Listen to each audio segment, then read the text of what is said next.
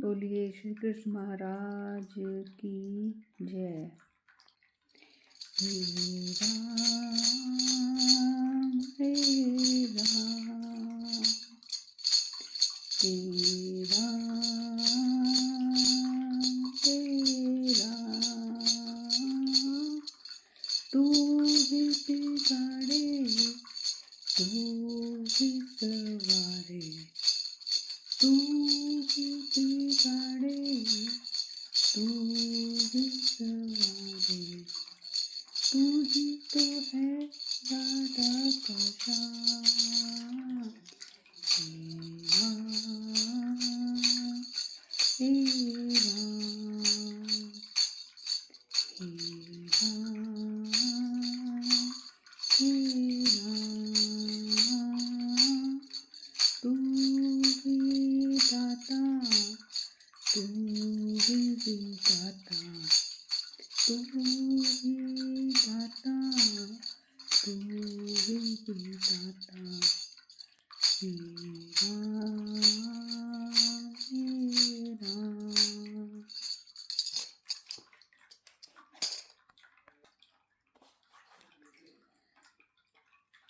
बोलिए श्री कृष्ण कन्हैया की जय। दोस्तों, भक्तजनों, अगर आप नए हो इस चैनल पर तो ज़रूर आप सब्सक्राइब करो और बेल आइकन दबा दो ताकि आपको आगे के वीडियोस का नोटिफिकेशन मिलता रहे। चलिए शुरू करते हैं बिना किसी देरी के। आज आगे बढ़ते हैं। मैथिलेश्वर उस सेना के समस्त सुवर्णमय शिविरों से 4 योजन लंबा राजमार्ग भी आच्छादित एवं सुशोभित होता था। सेना के आगे विशाल वाहिनी से युक्त महाबली कृतवर्मा थे और उनके पीछे धनुर्धरों में श्रेष्ठ अक्रूर अपने सैन्य दल के साथ चल रहे थे। तत्पश्चात मंत्री उधर 5 प्रतिमाओं के साथ जा रहे थे। राजन, उनके पीछे 18 महारथी 100 क्षोणी सेना के साथ यात्रा कर रहे थे। उनके नाम इस प्रकार है: प्रद्युम्न, अनिरुद्ध, दीप्तिमान, भानु, सांब, मधु, ब्रह्म भानु, चित्रभानु, वृक, अरुण, पुष्कर, देवबाहु, श्रुतदेव, सुनंदन, चित्रभानु, विरूप, कवि और नयग्रोध। तत्पश्चात श्री कृष्ण प्रेरित गद आदि समस्त वीर चल रहे थे। भोज, वृष्णि, अंधक, मधु, शूरसेन तथा दशहर के वंशज वीर उस सेना में सम्मिलित थे। समस्त यादवों की संख्या 56 कोटि बताई जाती है। नरेश्वर, उस यादव सेना की गणना भला इस भूतल पर कौन करेगा। इस प्रकार विशाल सेना को साथ लिए जाते हुए यादव नरेशों के धनुष के टंकार के साथ पीटे जाते हुए नगारों का महान घोष भूमंडल में व्याप्त हो रहा था। गजेंद्रों का चित्कार, हयंद्रों की हिनहिनाहट, दगती हुई भुशुंडी तोप की आवाज, दृढ़ता रखने वाले वीरों की गर्जना और डंकों की गंभीर ध्वनियों से वे यादव वीर बिजली की गड़गड़ाहट से युक्त प्रचंड मेघों का सब दृश्य उपस्थित करते थे। सारा भूमंडल ही उस सेना से शोभित हो रहा था। पृथ्वी पर चलते हुए उन महात्मा वीरों के तुमला नाद से दिग्गजों के कान भी बहरे से हो गए थे तथा शत्रुघ्न साथ छोड़कर तत्काल अपने दुर्ग की ओर भागने लगे थे। पानी में रहने वाले कश्यप पृथ्वी पर ये क्या हो रहा है यो कहते तथा हम कहाँ से कहाँ जाएं यो बोलते हुए भागने लगे। वे मन ही मन सोचते थे, हे विधाता, ये उपद्रव कहाँ जा रहा है जिससे समस्त लोगों सहित ये अचला पृथ्वी भी विचलित हो गई है। विधेयराज, यज्ञ तो एक बहाना था। उसकी आड़ लेकर परमेश्वर श्री हरि का भूतल का भार उतार रहे थे, जो यदुकुल में चक्रव्यूह रूप धारण करके विराजमान है। उन अनंत गुणशाली पृथ्वी पालक भगवान को नमस्कार है। बोलिए श्री कृष्ण महाराज की जय। 5वां अध्याय। यादव सेना की कच्छ और कलिंग देश पर विजय। श्री बाहुलाश्व ने पूछा, देव ऋषि शिरोमणि श्री हरि के पुत्र प्रद्युम्न क्रमशः किन किन देशों को जीतने के लिए गए। उनके उदार कर्मों का मेरे समक्ष वर्णन कीजिए हो। भगवान श्री कृष्णचंद्र की अपने भक्तों पर ऐसी कृपा है जो श्रवण और चिंतन किए जाने पर पापी जनों को उनके कुल सहित पवित्र कर देती है। श्री नारद जी ने कहा, राजन, तुमने बहुत अच्छी बात पूछी है। तुम्हारी विमल बुद्धि को साधुवाद, श्री कृष्ण के भक्तों का चरित्र तीनों लोगों को पवित्र कर देता है। राजन, वर्षा काल में बादलों से बरसती हुई जल धाराओं को तथा भूमि के समस्त धूलिकणों को कोई विशेष विद्वान पुरुष भले ही गिन डाले, किंतु महान श्री हरि के गुणों को कोई नहीं गिन सकता। रुक्मणी नंदन प्रद्युम्न उस श्वेत छत्र से सुशोभित थे जिनकी छाया 4 योजन तक दिखाई देती थी। वे इंद्र के दिए हुए रथ पर आरूढ़ हो और अपनी सेना के साथ पहले कच्छ देशों को जीतने के लिए उसी प्रकार गए जैसे पूर्व काल में भगवान शंकर ने त्रिपुरों को जीतने के लिए रथ से यात्रा की थी। कच्छ देश का राजा शुभ्र शिकार खेलने के लिए निकला था। वह यादवों की सेना को आई हुई जान अपनी राजधानी हालापुरी को लौट आ गया। प्रद्युम्न की आई हुई सेना हाथियों के पदाघात से वृक्षों को चूर चूर करती और विभिन्न देशों के भवनों को गिराती हुई चल रही थी। उससे उठे हुए धूलि समूह से आकाश अंधकाराच्छन्न हो गया और कच्छ देश के सभी निवासी भयभीत हो गए।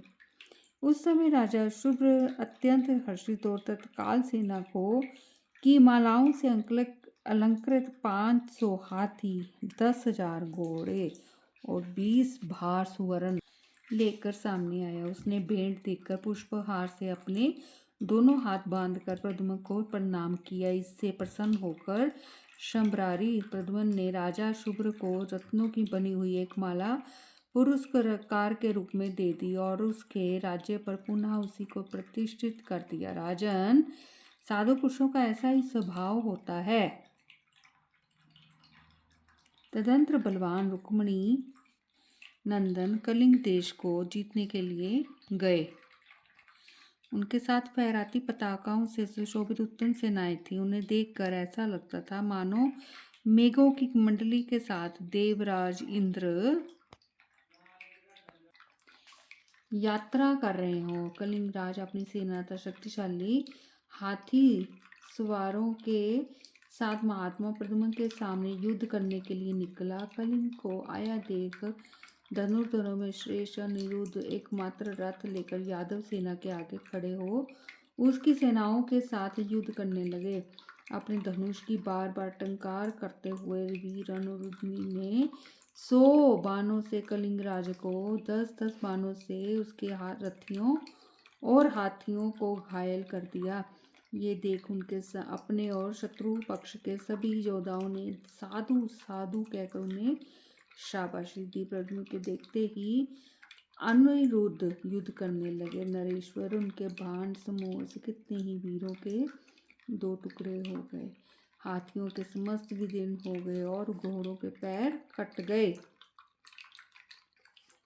रथों के पहिए चूर चूर हो गए। घोड़ों और उनके साथ चलने वाले काल के गाल में चले गए। रथी और सारथी आंधी के उखाड़े हुए वृक्षों के समान धराशायी हो गए। मैथिल, शत्रु की सेना भागने लगी। अपनी सेना को भागती देख हाथी पर बैठा हुआ कलिंगराज बड़े रोष से आगे बढ़ा। उसका कवच छिन्न भिन्न हो गया था।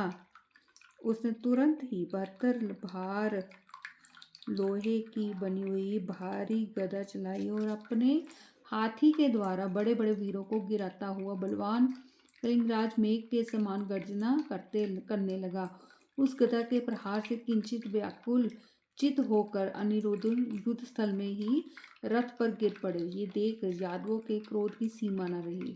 उन्होंने तत्काल तीखे और चमकीले बाणों द्वारा कलिंगराज को उसी प्रकार चोट पहुंचाना आरंभ किया जैसे मांस युक्त बाज को कुरर पक्षी अपनी चोंचों से पीड़ा देते हों।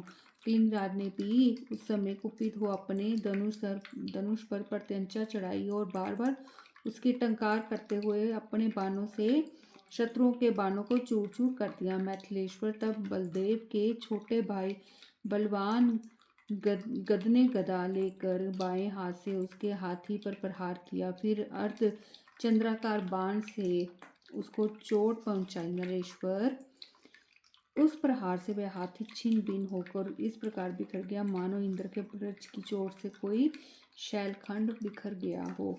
कलिंगराज हाथी से गिर पड़ा और विशाल गदा लेकर उसने गद को मारा और गद ने भी तत्काल कलिंगराज पर गदा से आघात किया। कलिंगराज और गद में वहां घोर युद्ध होने लगा। उनकी दोनों गदाएं उन आग की चिंगारियां बिखेरती हुई चूर चूर हो गई। तत्पश्चात गद ने कलिंगराज को पकड़कर समरभूमि में दे मारा। जैसे गरुड़ किसी सांप को पटक कर खींचता हो, उसी प्रकार गद तुरंत ही अपने हाथ से कलिंगराज को घसीटने लगे। गदा के प्रहार से पीड़ित कलिंगराज की हड्डियां चूर चूर हो रही थी। वह महात्मा प्रद्युम्न की शरण में आ गया। उसने भेंट देकर कहा, आप देवताओं के भी देवता परमेश्वर है। कुपित हुए दंडधर यमराज की भांति आपके आक्रमण को पृथ्वी पर कौन सह सकता है। आपको नमस्कार है, आपको नमस्कार है। बोलिए श्री कृष्ण महाराज की जय। ओम नमो भगवते वासुदेवाय नमः। ओम नमो भगवते वासुदेवाय नमः। ओम नमो भगवते वासुदेवाय नमः। ओम नमो भगवते वासुदेवाय नमः। ओम नमो भगवते वासुदेवाय नमः। भक्तजनों, सनातन धर्म से जुड़े रहें। सनातन चैनल को आप सब्सक्राइब करें। आपका एक लाइक, एक शेयर मेरी सेवा को रोशनी देगा।